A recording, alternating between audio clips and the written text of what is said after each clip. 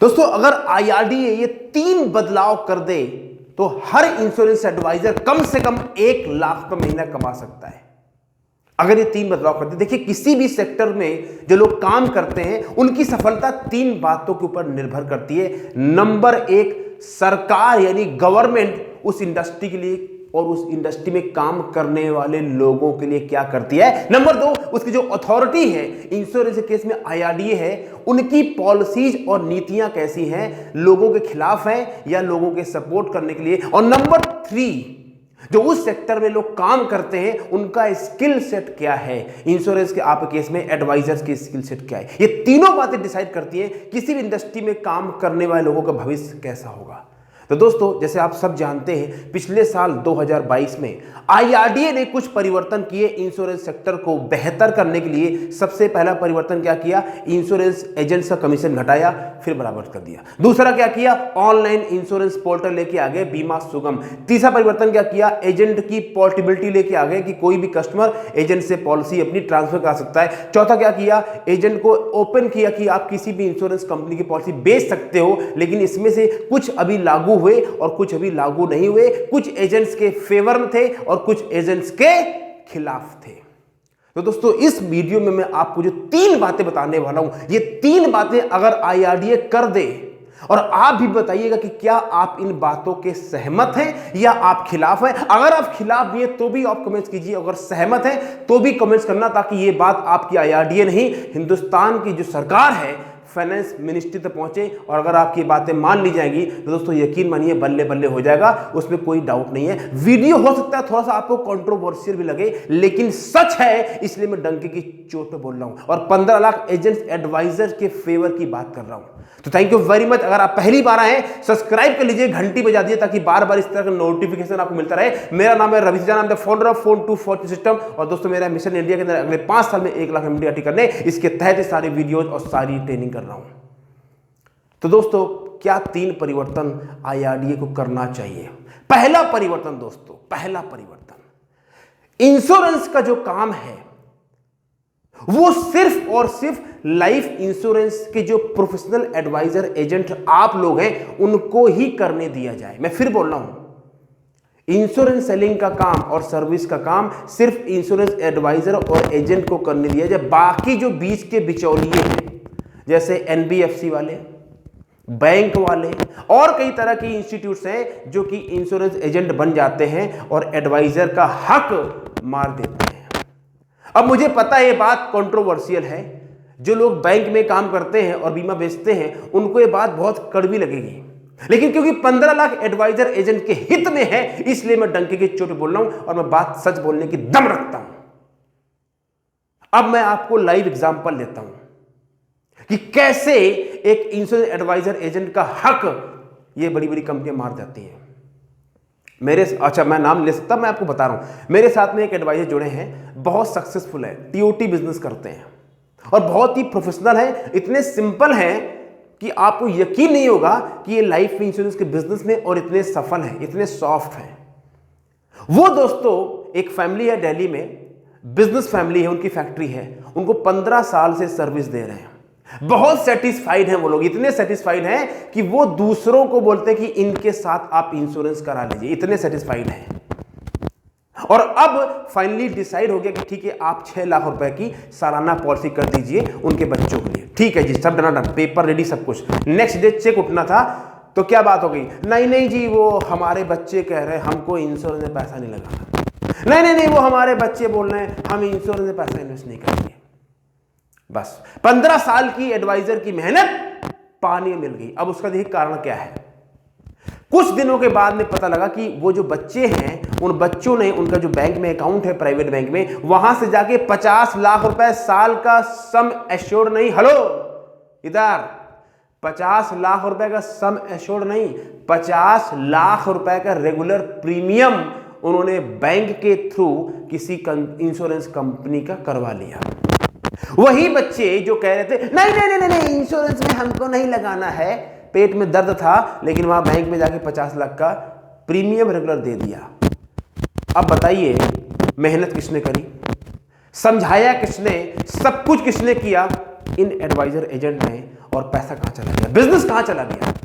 तो इसमें क्या भैया, कंपनी खुश, कंपनी को पैसा चाहिए, बिजनेस चाहिए, कहीं से आए, बैंक वाले खुश, उनका तो काम हो गया, और कस्टमर भी खुश, उसको तो पॉलिसी करानी है। हारा कौन, नुकसान किसका हुआ, फ्रस्ट्रेशन किसको हुई, इन एडवाइजर्स को। दोस्तों यही कारण होता है, क्यों, जो बैंक्स होते हैं, जो लोन देते हैं, इनका कस्टमर के ऊपर प्रभाव होता है, इन्फ्लुएंस कर देते हैं। इनको पता होता है पैसे हैं, आपका ओटी हो जाएगा, आपका ये हो जाएगा, आपका वो हो जाएगा, सर इसके साथ में आप ये करा लीजिए, लोग करा लेते हैं। पर दोस्तों ये एथिकल नहीं है। क्या आपको लगता है एथिकल है? आप बताइए कमेंट करके कि ये सही बात है।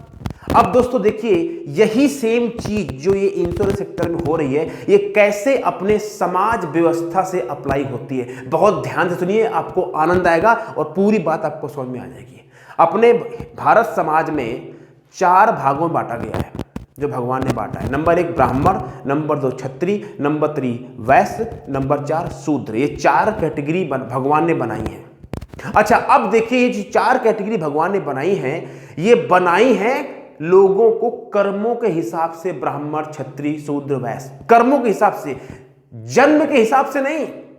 कि अगर मान लीजिए कोई ब्राह्मण है और उसका ब्राह्मण घर में जन्म हो गया तो भी क्या है भाई, अगर ब्राह्मण है और ब्राह्मण घर में जन्म हो गया तो ब्राह्मण हो गए। अब उनके कर्म चाहे जैसे हो, लेकिन ब्राह्मण घर में जन्म हो गया तो ब्राह्मण बन गए। अब देखिए क्या है, ब्राह्मण का काम क्या है, लोगों को जागरूक करना, अच्छी बातें सिखाना, भगवान के बारे में बताना और लोगों को एजुकेट करना, उनको सिखाना और सहनशील होना, राइट। एक क्षत्रिय का काम क्या है, शासन करना, एडमिन करना और कमजोर लोगों की सहायता करना और सबको सुरक्षा प्रदान करना।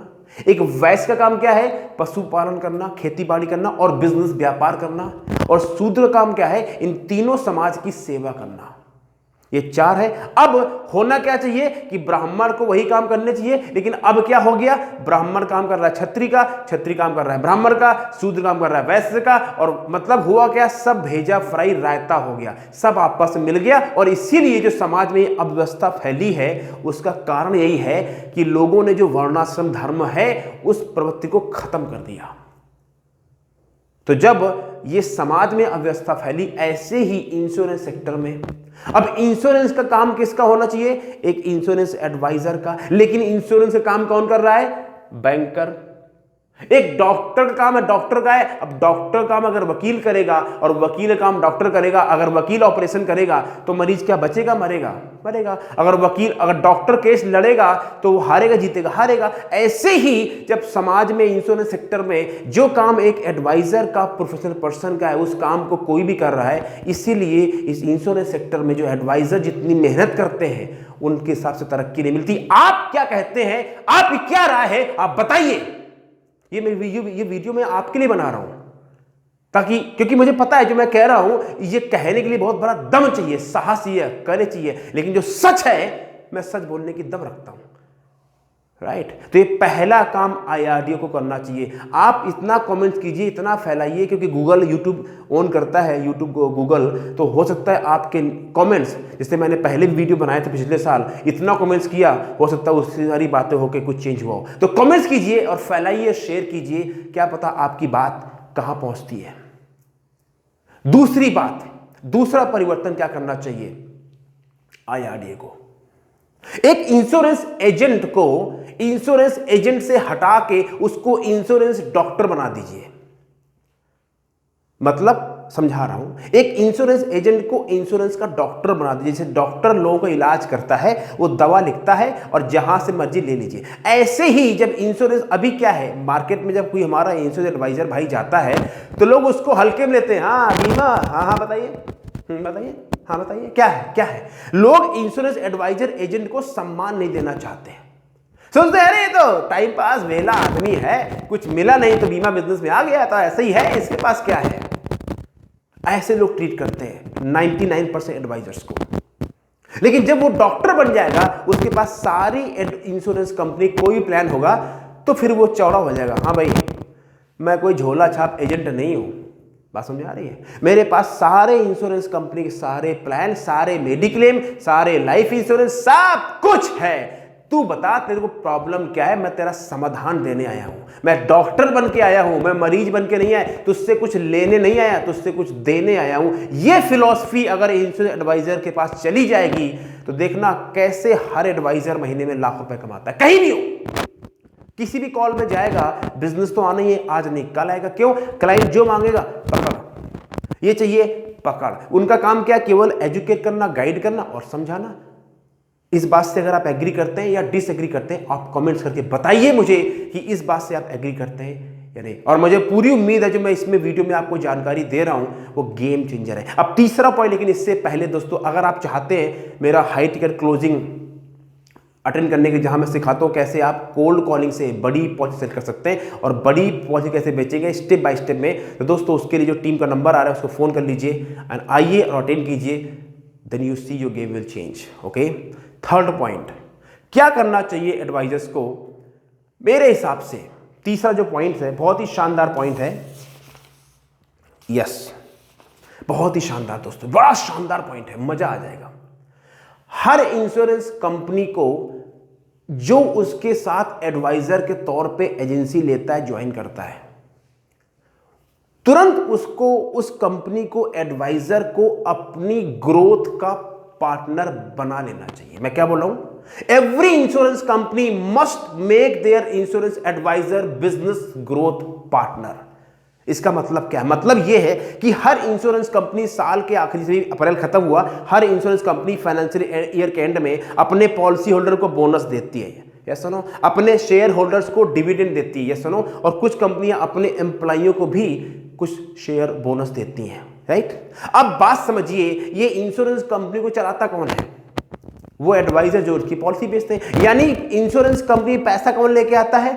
आप लोग, राइट। कोई भी कंपनी हो, अगर आप लोग कंपनी के लिए, जब आप जाते हैं मार्केट से और इतना धक्के खाने के बाद, मेहनत करने के बाद कंपनी को आप देते हैं ये पकड़ चेक, कंपनी बोलती आहा आहा, आपने कंपनी को 5 लाख का बिजनेस दिया, जो भी आपका कमीशन रेट है कंपनी ने आपको दे दिया, वो भी कब? 15-25 दिन बाद। कोई एहसान नहीं किया आपके ऊपर, राइट। आपने कंपनी को पैसे ला के दिए, तब कंपनी ने आपको पैसा दिया है। पहले एडवांस में कंपनी आपको कुछ नहीं देती है। ये बहुत प्रैक्टिकल बात है। तो अब मैं क्या बोल रहा हूं, इंश्योरेंस कंपनी अगर एडवाइजर को अपनी ग्रोथ का पार्टनर बना ले और एक नियम बनाए जो आईआरडी को बोलना चाहिए कि भैया देखो ऐसा है, वो सब तो ठीक है, आपका बिजनेस कौन चलाता है? ये एडवाइजर। और क्योंकि आईआरडी खुद कहता है कि हमको इंश्योरेंस को घर घर गांव गांव पहुंचाना है और हमको एडवाइजर को मजबूत बनाना है, ये सरकार भी कहती है, आईआरडी भी कहती है, तो कहने से थोड़ी होगा, उसके कुछ करना पड़ेगा। तो आइए बात करते, करना क्या चाहिए? 10%, हेलो भैया कंपनी वाले सुनिए, 10% जो आपका प्रॉफिट दिखाओगे, PAT, profit after tax, net profit, NP, net profit, जो आप दिखाओगे, मान लीजिए आपका एक क्वार्टर में 250 करोड़ या एक साल में 250 करोड़ का प्रॉफिट अंदर किया कंपनी ने। अभी क्या होता है, पूरा प्रॉफिट कंपनी अंदर खा जाती है और विदेश घूम, 2-4 लोग विदेश घुमा दिया, जो थोड़ा परफॉर्म किया, बाकी कुछ नहीं। अब क्या होना चाहिए? 250 करोड़ का प्रॉफिट आया, इसका 10% अलग करो, 25 करोड़। ये 25 करोड़ जो आपके साथ में एडवाइजर जुड़े हैं, जिन्होंने एक साल में जिस अनुपात में बिजनेस किया है, जिसका जितना बिजनेस है, उसके हिसाब से उनको बोनस के रूप में दे दिया जाए। और सरकार ये बोल दे कि ये जो पैसा मिलेगा एडवाइजर्स को, ये टैक्स फ्री होगा। क्यों? आपने मेहनत से कमाया है, इस पैसे में आपके ऊपर कोई टैक्स नहीं लगेगा, और जो इंश्योरेंस कंपनी पैसा दे रही है वो भी पैसा वो अपने टैक्स में बचा सकती है। तब तो इस कंपनी की भी फायदा और एडवाइजर का फायदा।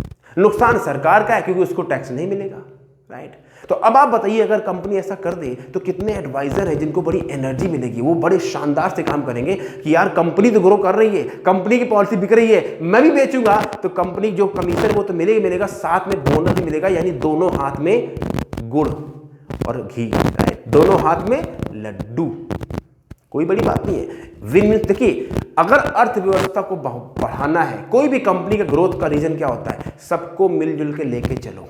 अभी क्या, जितना काम किया उतना मिला, इसमें नुकसान किसी का नहीं है, सबकी जीत है। उम्मीद करता हूं दोस्तों मैंने आपको शानदार बात बताई है। अगर आप इस बात से एग्री करते हैं तो कमेंट्स कीजिए, डिसएग्री करते हैं कमेंट्स कीजिए। अगर अच्छा लगा तो कम से कम अपने 5 भाइयों को शेयर कीजिए, ताकि ये वीडियो जगह जगह पहुंचे और लोग इससे जुड़ सकें और अपनी आवाज उठा सकें। अगर आप जुड़ना चाहते हैं मेरे मिशन से, फोन टू फोर्स सिस्टम से, तो जो नीचे टीम का नंबर आ रहा है वो फोन कीजिए, join my mission, phone to force system. और अगर फ्री की ट्रेनिंग अटेंड करना चाहते हैं तो भी talk to my team and join my free training programme. Thank you very much, take care, God bless. उम्मीद करता हूं you enjoy this programme. All the best, take care.